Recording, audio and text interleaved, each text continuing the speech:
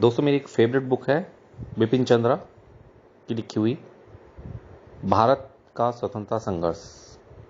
बिपिन चंद्रा, मृदुल Mukherjee, Aditya Mukherjee, K. N.. Panicker, Sucheta महाजन। 1857 का विद्रोह, तारीख 11 मई 1857।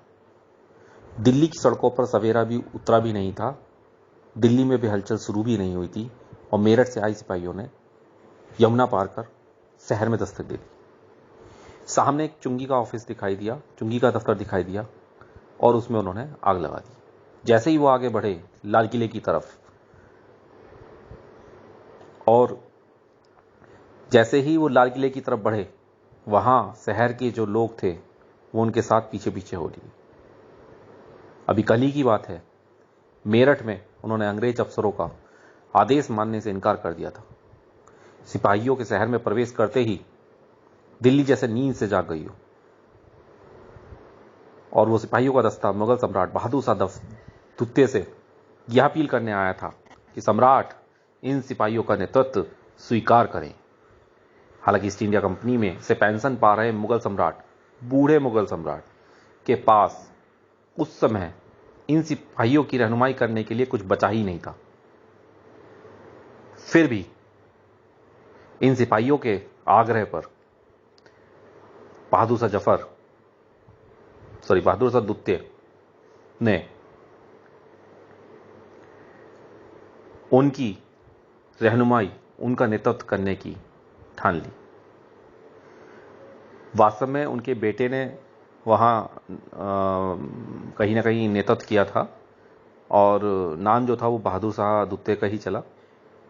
इसके बाद सिपाहियों ने दिल्ली पर कब्जा करने का अभियान शुरू कर दिया और कंपनी के राजनीतिक एजेंट साइमन फ्रेजर समेत सैकड़ों अंग्रेज इस अभियान में मारे गए।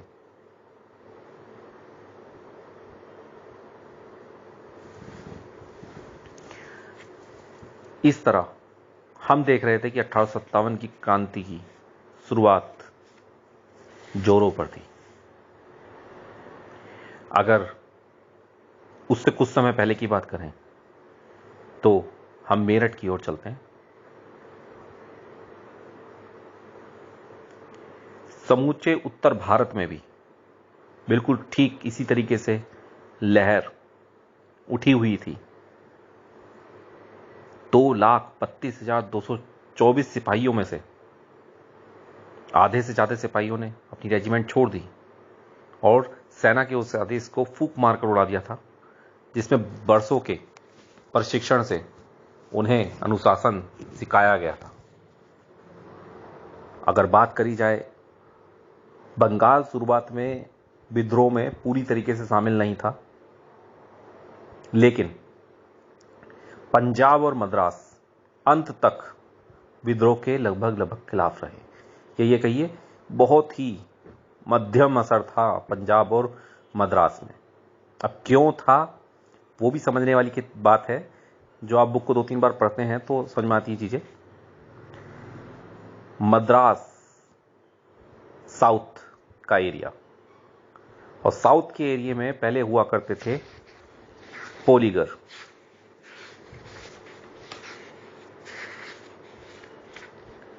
और साउथ के एरिया में जब पोलीगर कह लीजिए उनको, या उनको कह लीजिए पोलीगार, ये जमींदार हुआ करते थे साउथ के। और साउथ के जो जमींदार होते थे, इन्हें थोड़ी सी पोलीगार उनको बोलते थे जो खुद की थोड़ी बहुत सैनिकों को या थोड़े बहुत लोगों को अपने साथ रखते थे। डेफिनेटली वो उनके साथ इसलिए रहते थे क्योंकि उनसे लगान वगैरह वसूल करने में मदद ली जाती थी। और जो साउथ के लोग थे, मतलब साउथ के लोगों ने, इन पोलीगारों ने पहले ही अंग्रेजों का एक बार विरोध किया था। मतलब छोटे छोटे कई सारे विद्रोह वहां हुए थे, ठीक है, और वो विद्रोह बहुत ही मर्मम तरीके से दबा दिए गए थे। जैसे कि सन्यासी विद्रोह हुआ था 1763 से 1800 ईस्वी में, बेलूथम्पी हुआ था 1805 में, पारलेक मणि का विद्रोह हुआ था 1813 में, 1830 में मैसूर किसान हुआ था। संथाल विद्रोह 1855 में हुआ था, उससे पहले 1841 में सतारा, 1844 में गडकरी, और नील विद्रोह 1859 से लेकर 1860 तक चला था। पावना विद्रोह 1857 से लेकर 1876 तक चलता रहा, और दक्कन का उपद्रव तो 1875 से भी आगे तक चलता रहा था। तो बात यह है कि जो पहले से विद्रोह थे जो साउथ में चल रहे थे, उस टाइम पे नॉर्थ इंडिया वालों ने शायद उस आग को, उस तपन को महसूस नहीं करा। इसीलिए जब नॉर्थ इंडिया में ये आंदोलन चल रहे थे और क्रांति चल रही थी, तब साउथ वालों ने उनका साथ नहीं दिया, या ये कह लीजिए उनके अंदर इतनी ताकत ही नहीं बची थी कि वो उसका अंग्रेजों का विरोध कर सकें। तो बात आती है मेरठ विद्रोह की। तो एक इनफील्ड राइफल थी जो कि पहली यूज होने वाली ब्राउन बेस राइफल से हल्की हुआ करती थी।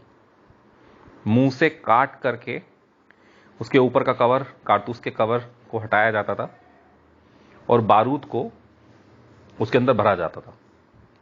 उसके ऊपर जैसे छर्रे होते हैं साइकिल के, उससे थोड़े मोटे बोलनुमा लोहे के छर्रे उसमें डाले जाते थे।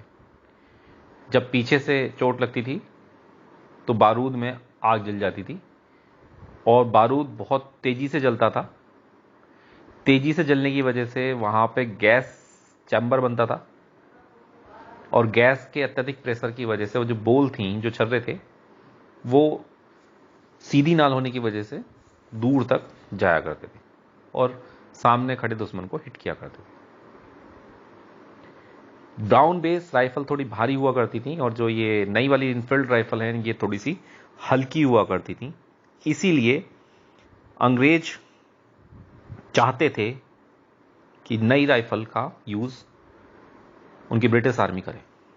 क्योंकि भारत पर ब्रिटिश हुकूमत लगभग सभी जगह फैल गई थी, तो सभी जगह जितने भी उनके सैनिक थे 2,32,224 सिपाहियों को वो चाह रहे थे कि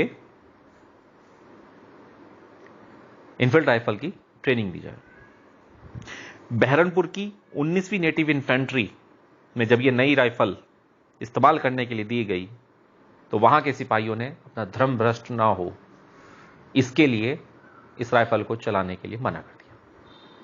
अब बात यह है कि धर्म भ्रष्ट होना, नाम सुनने में लगता है, वर्ड सुनने में लगता है धर्म भ्रष्ट हो रहा है, मतलब हिंदुओं का ही हो रहा है। ब्राह्मण डेफिनेटली ज्यादा हुआ करते थे उस टाइम पे।